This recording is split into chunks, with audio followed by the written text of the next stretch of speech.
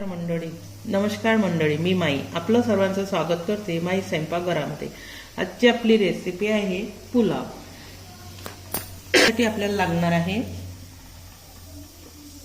तांदूळ, गाजर, कोबी, फुलकोबी आणि शिमला मिरची अर्धी आणि वाटाणे, धने आणि धनेकूट आणि मसाला गरम, मीठ, लवंग 5-6 घेतलेले आहे मी आणि मिरे घेतलेले आहेत 10 ते 12, हिरव्या मिरच्या 7-8 अशा प्रकारे बारीक चिरून घेतलेले आहे आणि सांबार। सर्वप्रथम आपल्याला हे बारीक चिरून घ्यायचं आहे, प्रकारे चिरून घ्यायचं आहे आपल्याला असे मोठे मोठे थोडी, आणि हे सगळं लांब चिरायचं आहे आपल्याला। बटाटा, गाजर आणि कोबी सर्वप्रथम आपल्याला हे उकळून घ्यायचं आहे, थोडं शिजवून याचं पाणी फेकून द्या।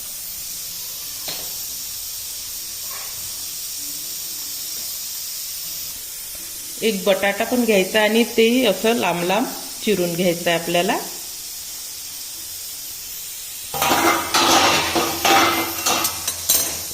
थोडं याच्यामध्ये मीठ टाकायचं आपल्याला,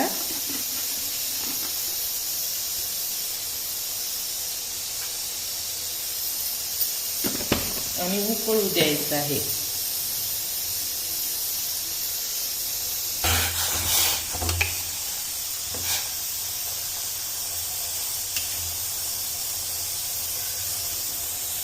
आपलं हे शिजलेलं आहे, खूप बटाटा पण जास्त नरम नाही होऊ द्यायचा आपल्याला असा, आणि हे पण खूप असं नाही होऊ द्यायचं, सगळं थाळं उकळून घ्यायचं आपल्याला।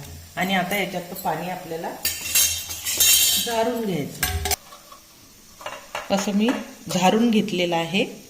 एका चाळणीमध्ये तेल घ्यायचं आहे,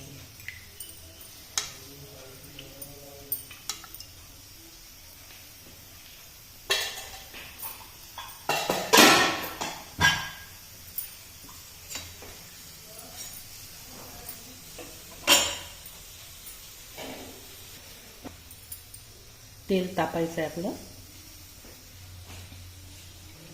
आपलं तेल तापलेलं आहे, यावर मिरे आणि लवंग टाकलेले मी।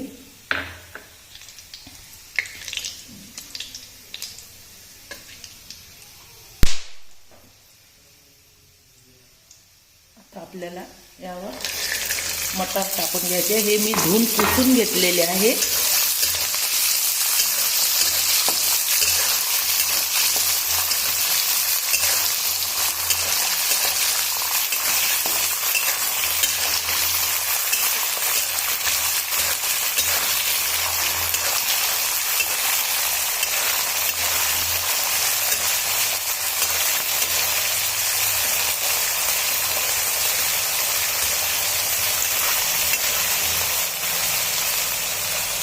एकीकडे भात छान मोकळा असा शिजून घ्यायचा आपल्याला, आणि तोपर्यंत हे सगळं करायचं। लावलेला आहे आपला भात, शिजत आलेला आहे। आता मिरची,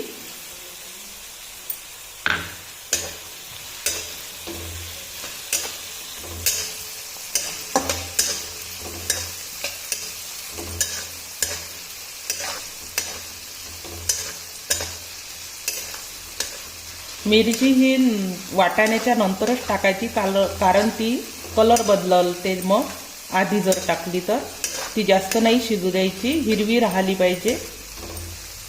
त्यावर थोडं मीठ टाकायचं, मिरचीला पण लागते आणि वाटाण्याला पण लागते।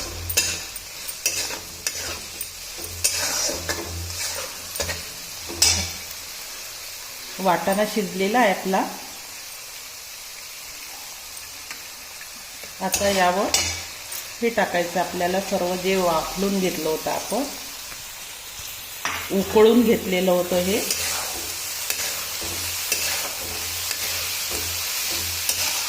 हे पण तेलामध्ये असं छान फोडून घ्यायचं.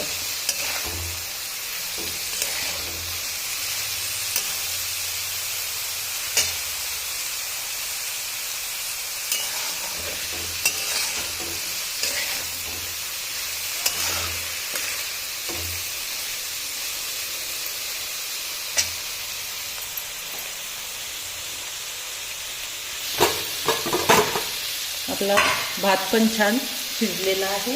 याला आपण आता एका कोपऱ्यामध्ये किंवा मोठ्या भांड्यामध्ये मोकळा करायचा.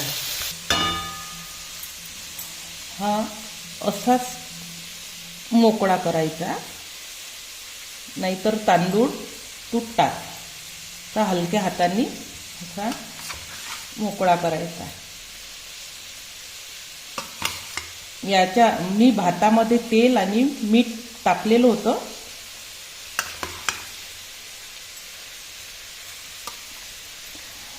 तेल जर आपण भरपूर टाकलं तर छान मोकळा होतो तो.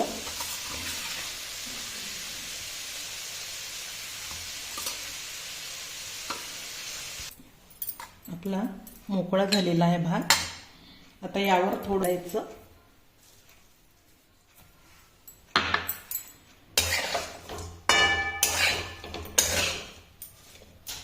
यावर भात टाकायचा आणि मिक्स करून घ्यायचं.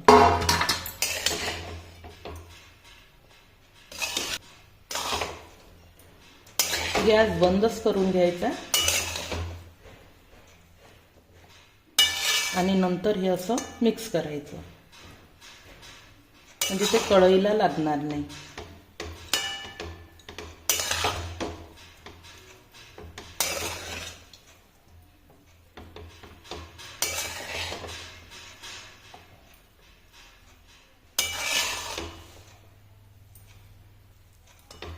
तुम्हाला जर आवडत असेल तर तुम्ही यावर साखर वगैरे घालू शकता तुमच्या चवीनुसार, नाहीतर नाही टाकली तरी चालेल.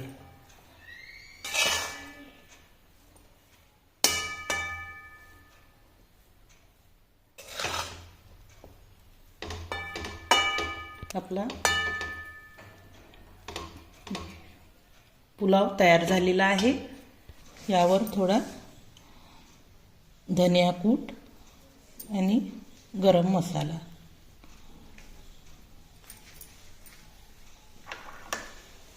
तुम्हाला हा व्हिडिओ आवडला असल्यास लाईक करा आणि असेच नवनवीन व्हिडिओ बघण्यासाठी चॅनलला सबस्क्राईब करा. धन्यवाद.